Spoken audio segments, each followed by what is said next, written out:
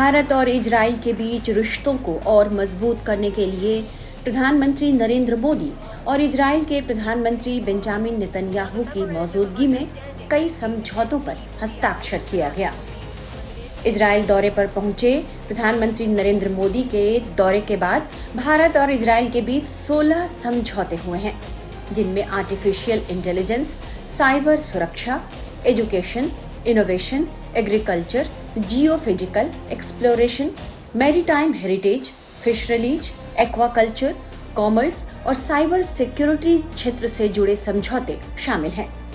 यरूशलेम में प्रधानमंत्री मोदी और उनके इजरायली समकक्ष बेंजामिन नेतन्याहू की मौजूदगी में प्रेस बयान से पहले इन पर हस्ताक्षर किए गए। संयुक्त प्रेस वार्ता को संबोधित करते हुए पीएम मोदी ने शालोम कहकर अपनी बात की शुरुआत की। प्रधानमंत्री नरेंद्र मोदी ने इस मौके पर क्या कहा, ये सुनिए।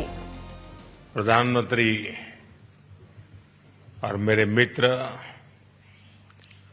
नेतन्याहू, मिसेस नेतन्याहू,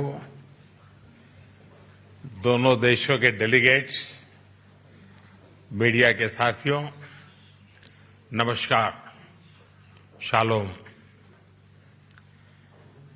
मेरे और भारतीय डेलीगेशन के गर्मजोशी भरे स्वागत के लिए मैं प्रधानमंत्री नेतन्याहू का एक बार फिर हृदय से आभार व्यक्त करता हूं।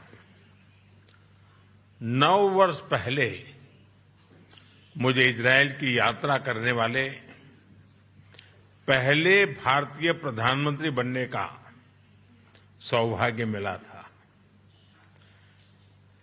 एक बार फिर इजरायल की ऐतिहासिक भूमि पर कदम रखना मेरे लिए गर्व और भावुकता का क्षण है। कल मुझे इजरायल के पार्लियामेंट को संबोधित करने का अवसर मिला। वहां मुझे speaker of the Knesset medal से भी सम्मानित किया गया। मैं इस सम्मान के लिए क्नेसेट स्पीकर महोदय, मेरे मित्र प्रधानमंत्री नेतन्याहू और इजरायल के लोगों का हार्दिक आभार व्यक्त करता हूं और इसे 140 करोड़ भारतवासी और भारत इजरायल मित्रता को मैं समर्पित करता हूं। फ्रेंड्स, हमारे संबंध गहरे विश्वास, साझा लोकतांत्रिक मूल्यों और मानवीय संवेदनाओं की मजबूत आधारशिला पर आधारित है, उस पर स्थापित है। हमारे रिश्ते समय की हर कसौटी पर खरे उतरे हैं। आज हमने अपनी टाइम टेस्टेड साझेदारी को स्पेशल स्ट्रेटेजिक पार्टनरशिप का दर्जा देने का ऐतिहासिक निर्णय लिया है। यह निर्णय दोनों देशों के लोगों की आकांक्षाओं का प्रतिबिंब है।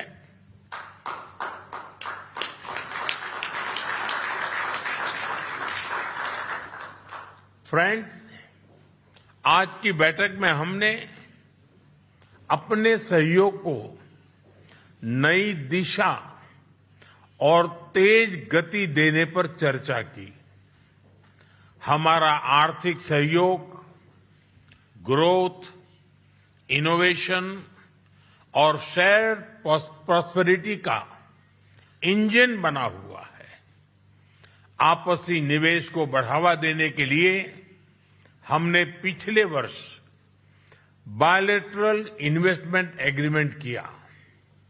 हम शीघ्र ही एक mutually beneficial free trade agreement को भी अंतिम रूप देंगे।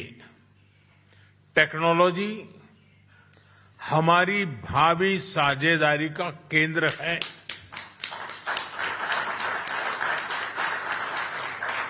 आज हमने critical and emerging technology partnership स्थापित करने का निर्णय लिया है। इससे एआई, क्वांटम और क्रिटिकल मिनरल्स जैसे क्षेत्रों में सहयोग को नई गति मिलेगी। मुझे खुशी है कि इजरायल में यूपीआई के इस्तेमाल के लिए समझौता किया गया है। डिजिटल हेल्थ के क्षेत्र में भी हम अपने अनुभव साझा करते हुए लोगों के जीवन में सुधार लाने के लिए प्रतिबद्ध हैं। रक्षा के क्षेत्र में हमारा दशकों पुराना विश्वसनीय सहयोग रहा है। पिछले वर्ष हुए एमओयू से इसमें नए आयाम जुड़ेंगे। हम मिलकर जॉइंट डेवलपमेंट, जॉइंट प्रोडक्शन और ट्रांसफर ऑफ टेक्नोलॉजी की दिशा में आगे बढ़ेंगे। साथ ही हम सिविल न्यूक्लियर एनर्जी और स्पेस जैसे क्षेत्रों में भी सहयोग आगे बढ़ाएंगे। फ्रेंड्स, दोनों देशों के बीच कृषि सहयोग का लंबा और सफल इतिहास रहा है। आज हमने इस सहयोग को फ्यूचरिस्टिक दिशा देने का संकल्प लिया है। इजरायल के सहयोग से भारत में स्थापित सेंटर्स ऑफ एक्सीलेंस हमारी मित्रता के उत्तम उदाहरण है। इनकी सफलता देखते हुए हमने इनकी संख्या 100 तक ले जाने का 100 तक ले जाने का लक्ष्य निर्धारित किया है। इस दिशा में एक कदम और बढ़ाते हुए विलेजेस ऑफ एक्सीलेंस बनाने पर भी काम कर रहे हैं। इससे इजरायली टेक्नोलॉजी भारत के गांव-गांव तक पहुंचेगी और लाखों किसानों की आय और उत्पादकता में बहुत बढ़ोतरी होगी। वहीं इजरायल के प्रधानमंत्री बेंजामिन नेतन्याहू ने पीएम मोदी के दौरे को अद्भुत बताया। उन्होंने कहा कि यह दौरा छोटा जरूर था, लेकिन बेहद सफल रहा। This is an amazing visit, an amazing conclusion to an amazing visit. It was short, but extraordinarily productive and also extraordinarily moving. I think there wasn't a dry eye left in Israel after your moving statement yesterday in the Knesset. And I can tell you that since then we've had also the opportunity to not look all deep into our hearts, but also into our remarkable minds that we have in our two countries. We saw an exhibit of innovation that excites imagination beyond belief. We spoke about cooperation with the extraordinarily talented people of India and our people, and we're working this into concrete plans.